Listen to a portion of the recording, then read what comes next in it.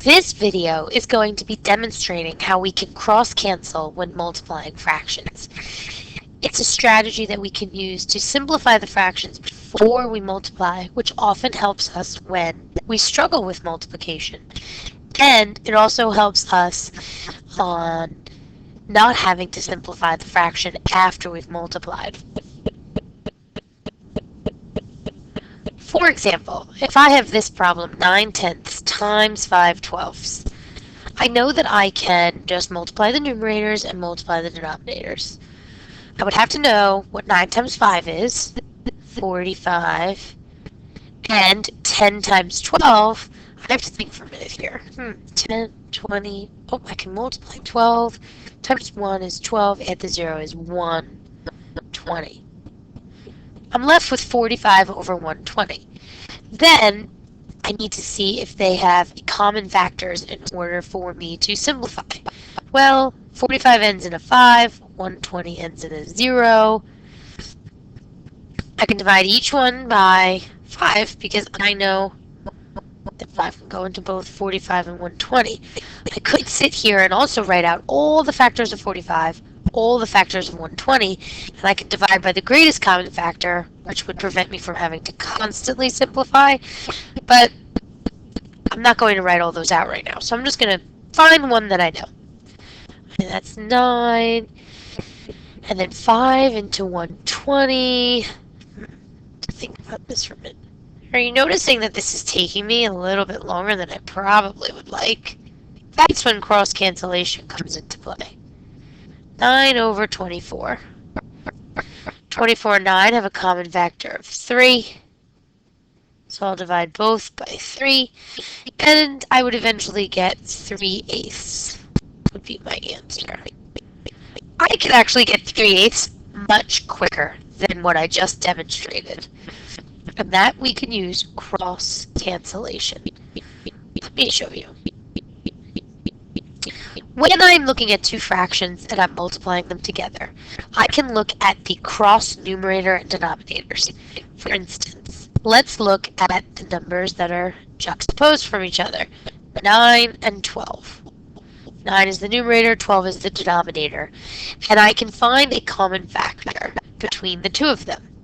When I look at 9 and I look at 12, I know that they have a common factor of 3. I can take that common factor and divide each numerator and denominator that I've just circled by that number. So 9 divided by 3 is 3, and 12 divided by 3 is 4. Now I can look at 5 and 10. Do they have a common factor? They do. They have a common factor of 5. So once again, I can cancel out 5. I can do 5 divided by 5 is 1. And I can do 10 divided by 5, which is 2. That was much easier multiplication and division just now than I did before.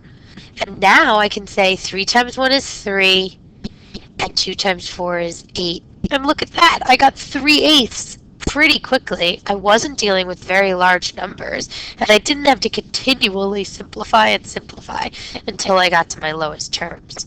So cross-cancellation, although unnecessary, you don't have to use it. It certainly helps make multiplying of fractions much easier. So let's look at another problem. Let's look at 1/3 times 6/8.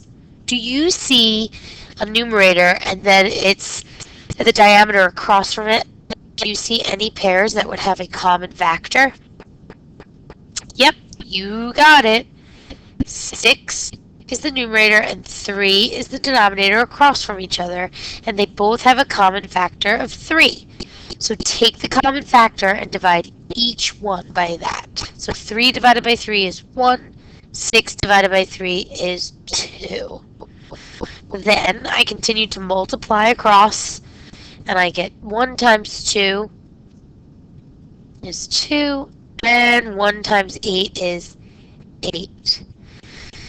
And I have 2/8. Do you notice anything about 2/8 that we can do? Yep, 2 and 8 have a common factor of 2. So I could divide each one by 2, and I get 1/4. It's certainly made my multiplication easier, and I didn't have to simplify much when I did get my answer of 2/8. Let's look at another problem. 9/15 times 30/27. Whew, that 30/27 is also improper. I'm going to leave it like that because if I change it into a mixed number, I can't multiply numerator times numerator, denominator times denominator. But when I look at these numbers, they're so large, and I don't particularly like multiplying. I certainly don't want to do 15 times 27. So I'm going to do everything I can to try to simplify these fractions before I multiply. And again, one way to do that is called cross-cancellation. Looking at one numerator and its diameter that's denominator that's across from it. So let's look at 9 and 27. 9 and 27. Do they have any common factors? Well, you're right. The greatest common factor between 9 and 27 is 9. So I'm going to divide each one by 9. 9 divided by 9 is 1. 27 divided by 9 is 3. We can then look at 15 and 30. They are across from each other. The name of this being cross-cancellation gives you a hint that you're looking at the numbers across from each other. One numerator, one denominator across from each other. And what do 15 and 3 have in common? Well, they have lots of factors in common. They have 5, they have 3, they have 15. If I use the greatest common factor, I'm not going to have to simplify as much after I multiply. But if you're not sure what the greatest common factor is, go ahead and just use any common factor that can simplify these. So I could use 5, I could use 3, but I do know that 15 is the greatest common factor, so I'm going to use that. 15 divided by 15 is 1. 30 divided by 15 is 2. Now I just multiply across. 1 times 2 is 2, and 1 times 3 is 3. So my final answer is 2/3. We hope this video was helpful for you. Remember to watch it over and over again to continue to become confident in cross-cancellation when multiplying fractions.